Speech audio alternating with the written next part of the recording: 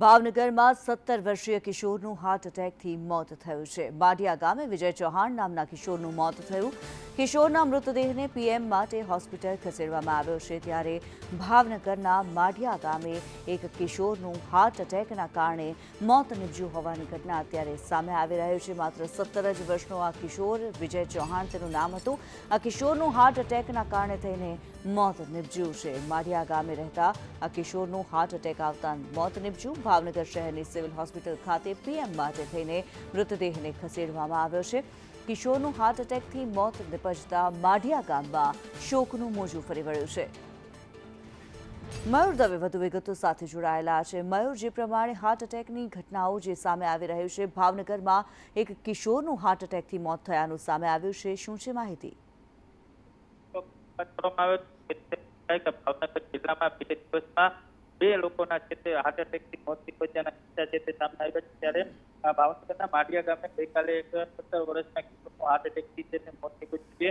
વિજય ચૌહાણ નામનો જે કિશોર છે મોડી રાત્રે ઘરે સુવા માટે ગયો હતો। ત્યારબાદ સવારે નીંદમાંથી જાગ્યો ન હતો, ત્યારે કહી શકાય કે પરિવાર દ્વારા તેમને હોસ્પિટલ ખાતે લાવવામાં આવ્યો હતો, ત્યાં ફરજ પરના તબીબે તેમને મૃત જાહેર કર્યા હતા। ત્યારે કહી શકાય કે માઢિયા ગામે કિશોરનું હાર્ટ એટેક આવતા મોત નીપજ્યું છે। ત્યારે હાલ શહેરની સિવિલ હોસ્પિટલ ખાતે તેની લાશને પીએમ માટે ખસેડવામાં આવી છે અને કિશોરનું હાર્ટ એટેકથી મોત થતા માઢિયા ગામમાં તે શોકનું મોજું તે ફરી વળ્યું છે। કિન્નરી જી, ધન્યવાદ મયુર આ માહિતી માટે।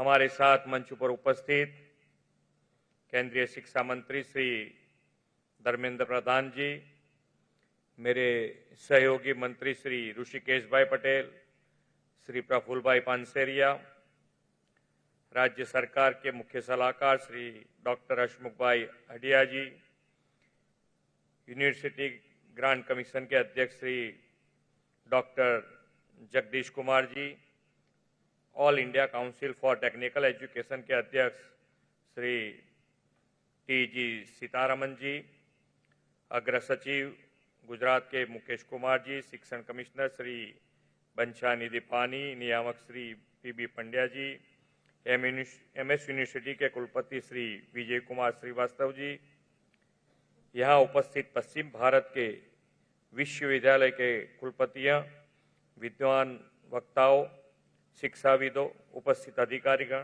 प्रेस मीडिया के मित्रों, आप सभी को मेरा नमस्कार। वाइब्रेंट गुजरात समिट 2024 के प्री इवेंट के रूप में आयोजित western zone vice chancellor conference on national education policy में गांधी जी, सरदार पटेल और विश्व नेता प्रधानमंत्री श्री नरेंद्र भाई मोदी की इस धरती में आप सभी महानुभावों का स्वागत और अभिनंदन करता हूं। किसी भी राज्य का या राष्ट्र के विकास की पहली शर्त उसकी उत्तम शिक्षा व्यवस्था होती है। प्रधानमंत्री श्री नरेंद्र भाई मोदी जी भारत को ग्लोबल एजुकेशन हब बनाने के संकल्प के साथ आगे बढ़ रहे हैं।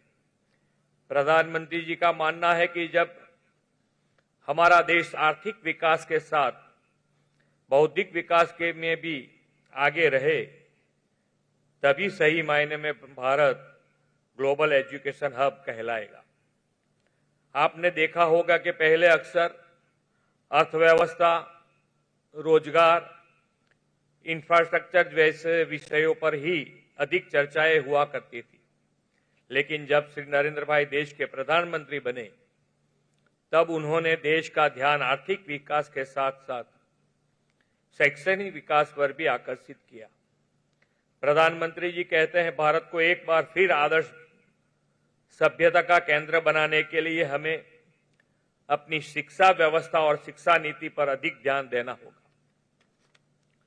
इस उद्देश्य के लिए आदरणीय प्रधानमंत्री जी के नेतृत्व में नेशनल एजुकेशन पॉलिसी 2020 को लाया गया है।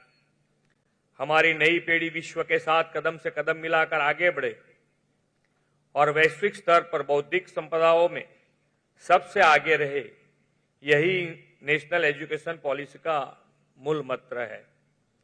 प्रधानमंत्री जी ने नेशनल एजुकेशन पॉलिसी को राष्ट्र विकास के लिए महायज्ञ कहा है। इस महायज्ञ में जिनका महत्वपूर्ण योगदान है, ऐसे वाइस चांसलर यहां उपस्थित हैं। इंटीग्रेशन ऑफ स्किलिंग के जरिए होलिस्टिक एजुकेशन, इनोवेशन और रिसर्च तथा क्वालिटी एजुकेशन जैसे विषयों पर यहां सामूहिक विचार मंथन होने वाला है। हमारी national education policy more reliable और मोर फ्यूचरिस्टिक अप्रोच वाली है, जो भारत के 2047 तक इकोनॉमिक नजरिए के साथ साथ इंटेलेक्चुअल तरीके से भी देश को डेवलप कंट्री का स्टेटस देने में महत्वपूर्ण भूमिका निभाएगी। प्रधानमंत्री जी ने नेशनल एजुकेशन पॉलिसी से एजुकेशन सेक्टर में पैराडाइम शिफ्ट और समग्र देश के एजुकेशन इंफ्रास्ट्रक्चर को इंटीग्रेट करने का विजन दिया है। स्किल डेवलपमेंट से टेक्नोसेवी यूथ तैयार हो, इसके लिए अपने एजुकेशन इंस्टीट्यूट में मॉडर्न इंफ्रास्ट्रक्चर सुनिश्चित करना भी हम सभी का दायित्व है। विश्व की सबसे ऊंची प्रतिमा स्टैच्यू ऑफ यूनिटी के परिसर में नेशनल एजुकेशन पॉलिसी के इम्प्लीमेंटेशन के विचार मंथन के लिए हम सब एकत्रित हुए हैं। मेरा विश्वास है कि प्रधानमंत्री जी के मार्गदर्शन में इस पॉलिसी के इम्प्लीमेंटेशन से भारत शिक्षा क्षेत्र में भी विश्व में सबसे ऊंचे स्थान पर पहुंचेगा। माननीय प्रधानमंत्री श्री नरेंद्र भाई मोदी जी की अध्यक्षता में 2022 में वाराणसी में नेशनल एजुकेशन पॉलिसी पर अखिल भारतीय शिक्षा संगम का आयोजन किया गया था। उसी में इस पॉलिसी के इम्प्लीमेंटेशन और इंपॉर्टेंस को लेकर काफी विस्तृत चर्चा हुई थी। इसी के अगले भाग के रूप में आज east western zone vice chancellor conference का आयोजन किया गया है। हम सभी साथ मिलकर नेशनल एजुकेशन पॉलिसी को बेहतर व प्रभावी से इम्प्लीमेंट कर सकते हैं। मुझे यह बताते हुए खुशी हो रही है कि गुजरात देश के उन चुनिंदे राज्यों में से एक है जिसने नेशनल एजुकेशन पॉलिसी को सबसे पहले लागू किया था। इतना ही नहीं, हमने 10 सालों के लिए इस पॉलिसी के इम्प्लीमेंटेशन को लेकर रोड मैप भी तैयार कर लिया है। बीते एक दशक में भारत और दुनिया में शिक्षा के क्षेत्र में कई बड़े बदलाव हुए हैं। टेक्नोलॉजी और बिजनेस के क्षेत्र में भी बड़े पैमाने पर परिवर्तन हुए। बिजनेस का स्ट्रक्चर चेंज हुआ है तो वही नहीं, इंडस्ट्रीज अस्तित्व में आ गई है। रोजगार के अवसर तो बढ़े, लेकिन उसका स्वरूप भी बदल गया है। नेशनल एजुकेशन पॉलिसी में इन सभी बिंदुओं पर विशेष विचार किया गया है। किताबों के साथ साथ स्टूडेंट्स के स्किल डेवलपमेंट पर भी अधिक ध्यान दिया गया है।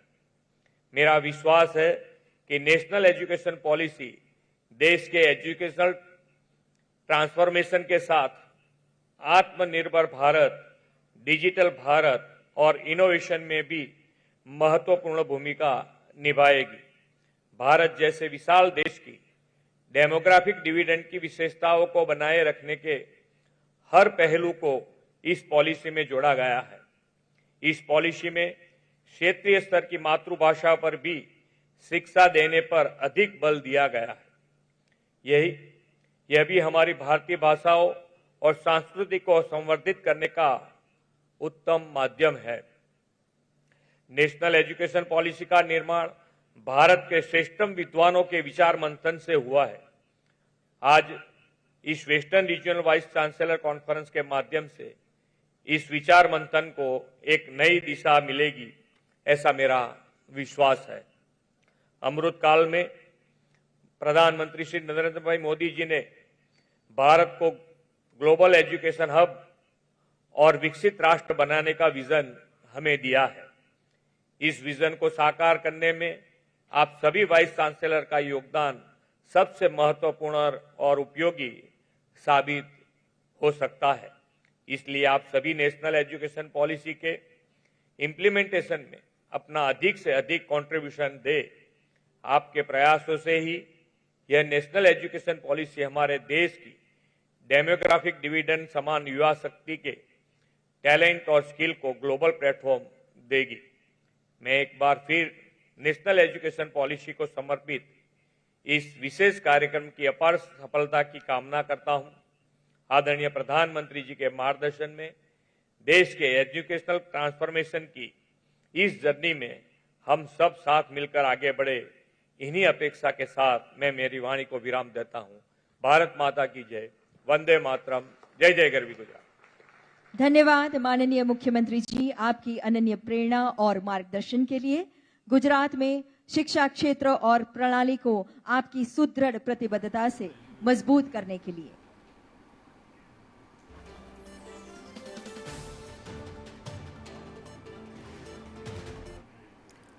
સમાચારો તરફ આગળ વાત કરીએ તો કેવડિયામાં west zone vice chancellor conference ચાલી રહી છે અને કોન્ફરન્સમાં મંત્રી ઋષિકેશ પટેલે કહ્યું કે અગાઉ શિક્ષણ નીતિમાં સુધારા નાના પાયે થતા હતા। પહેલા ભારતમાં તક્ષશિલા સહિતના શિક્ષણધામ હતા, વિદેશથી લોકો અહીં ભણવા આવતા હતા।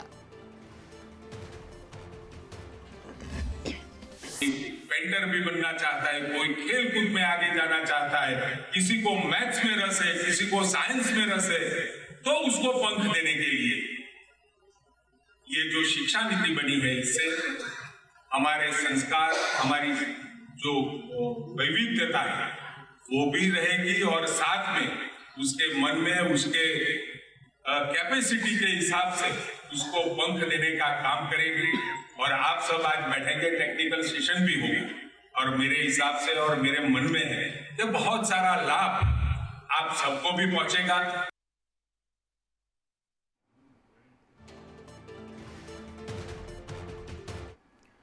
તો નબળા વૈશ્વિક સંકેતો વચ્ચે આજે સ્થાનિક શેર બજારમાં ભારે વેચવાલી જોવા મળી રહી છે, જેના પરિણામે સવારે 11 વાગ્યા સુધીમાં સેન્સેક્સમાં 800 પોઈન્ટથી વધુનો કડાકો બોલ્યો છે। આજના કારોબારમાં સેન્સેક્સ અને નિફ્ટી બંને ઇન્ડેક્સ લાલ નિશાનમાં ટ્રેડ થઈ રહ્યા છે। સેન્સેક્સમાં 300થી વધુ પોઈન્ટના ઘટાડા સાથે તે ઓપન થયો હતો, જ્યારે નિફ્ટી પણ 19,000ની નીચે આવી ગયો છે। આજના ટ્રેડિંગમાં નિફ્ટી પર auto, FMCG, IT, metal, realty index, bank, financial, pharma index લાલ નિશાનમાં ટ્રેડ થઈ રહ્યા છે। માર્કેટ એક્સપર્ટ જયદેવ ચુડાસમા જોડાઈ ગયા છે વધુ માહિતી આપવા માટે। જયદેવભાઈ, શું કહેશો આ કડાકાને શું સમજે હવે લોકો? બિલકુલ, ઇઝરાયલ અને ગાઝાની જે પરિસ્થિતિ છે તેને લઈ અને વિશ્વભરના બજારો અત્યારે ચિંતિત છે। ખાસ કરીને કોમોડિટીના ભાવો છે તે આસમાને પહોંચી ચૂક્યા છે। બ્રેન્ટ ક્રૂડના જે ભાવ છે તે પણ અત્યારે આસમાને પહોંચી ચૂક્યા છે અને અમેરિકન બોન્ડ યીલ્ડ છે તે મલ્ટી યર હાઈ પર પહોંચી ચૂક્યું છે અને તેનું જે એક નેગેટિવ રિફ્લેક્શન દુનિયાભરના બજારોની સાથે સાથે ભારતીય શેરબજારમાં પણ જોવા મળી રહ્યું છે। અને આજે જોવા જઈએ તો સતત ત્રીજા દિવસે ભારતીય શેરબજાર રેડ ઝોનમાં ટ્રેડ કરી રહ્યું છે અને સેક્ટરલ ઇન્ડેક્સની રીતે જોવા જઈએ તો બીએસસીના તમામ સેક્ટરલ ઇન્ડેક્સ અત્યારે રેડમાં ટ્રેડ કરી રહ્યા છે। તો હવે કઈ રણનીતિ સાથે ટ્રેડિંગ કરવું જોઈએ આ 1-2 દિવસો દરમિયાન? હું રોકાણકાર મિત્રોને કહીશ કે ભારતની જે પરિસ્થિતિ છે તે આખી અલગ છે। ભારતના જે સ્થાનિક જે ફંડામેન્ટલ છે તે ખૂબ જ ઇન્ટેક્ટ છે। ખાસ કરીને જીએસટી કલેક્શનના આંકડા છે તે ખૂબ જ મજબૂતાઈ દર્શાવી રહ્યા છે। ત્યારબાદ અન્ય આર્થિક આંકડાઓની રીતે જોવા જઈએ તો હાલમાં જે ત્રિમાસિક ગાળાના પરિણામ આવી રહ્યા છે તે પણ માર્કેટની અપેક્ષા કરતા સારા આવી રહ્યા છે। તો જે રોકાણકાર મિત્રોના પોર્ટફોલિયોમાં મજબૂત ફંડામેન્ટલ ધરાવતી કંપનીઓમાં રોકાણ હોય તો ફૂલ ઓફ કોન્ફિડન્સ જાળવી રાખવું જોઈએ અને સારી કંપનીઓમાં અત્યારે જે ઘટાડો આવ્યો છે તેને અવસરના રૂપમાં લઈ રોકાણ કરતા રહેવું જોઈએ। ઓકે, આભાર અમારી સાથે જોડાવા બદલ।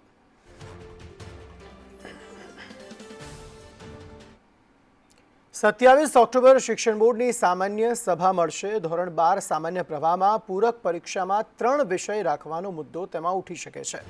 સરકારે હમણાં જ ધોરણ 10માં 3 અને 12 વિજ્ઞાન પ્રવાહમાં તમામ વિષયોની પૂરક પરીક્ષા લેવાની જોગવાઈ કરી છે।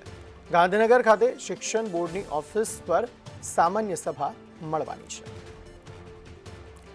સામાન્ય સભામાં આ મુદ્દો પૂરક પરીક્ષાનો મુદ્દો જે છે તે ઉઠી શકે છે। ધોરણ 10માં 3 વિષય પર પૂરક પરીક્ષા આપી શકાશે। આ ઉપરાંત ધોરણ 12 વિજ્ઞાન પ્રવાહમાં બધા જ અંગે વધુ માહિતી આપી રહ્યા છે સંવાદદાતા હિરેન રાવલ। જી હિરેન।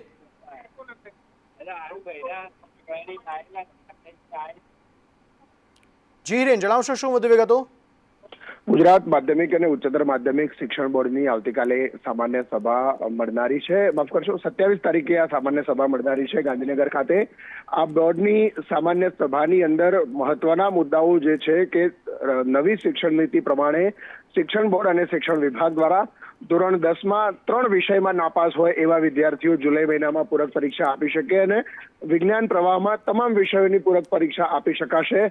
જો કે સામાન્ય પ્રવાહના વિદ્યાર્થીઓ માટે આ જોગવાઈ ન હોવાના કારણે બોર્ડના સભ્ય પ્રિયવર્ધન કોરાડ દ્વારા આ મુદ્દો છે તે ચર્ચા માટે મૂકવામાં આવ્યો છે કે માત્ર સામાન્ય પ્રવાહના વિદ્યાર્થીઓ માટે આ પ્રકારનો અન્યાય કેમ. આ ઉપરાંત અન્ય વિષયો જે છે શાળાઓની પસંદગી, બોર્ડની જે પરીક્ષા કેન્દ્રો છે એ અગાઉ ગેરરીતિના કારણે રદ કરવામાં આવ્યા હતા એની સમીક્ષા કરી ફરીથી એ કેન્દ્રો છે ફરીથી ચાલુ કરવા એ પ્રકારની માંગણી આ બેઠકની અંદર મૂકવામાં આવશે. સાથે અન્ય જે બાબતો છે કે જે નવી શિક્ષણ નીતિ પ્રમાણે ધોરણ 10 અને ધોરણ 12 વિજ્ઞાન પ્રવાહના વિદ્યાર્થીઓને લાભ મળવાનો છે, જેનો 12 સામાન્ય પ્રવાહના વિદ્યાર્થીઓને નથી મળવાનો. તો સામાન્ય પ્રવાહના વિદ્યાર્થીઓ બાકાત કેમ રહી જાય એને લઈને પણ આ બેઠક ઉપર ચર્ચા કરાશે. આભાર સમગ્ર માહિતી આપવા માટે.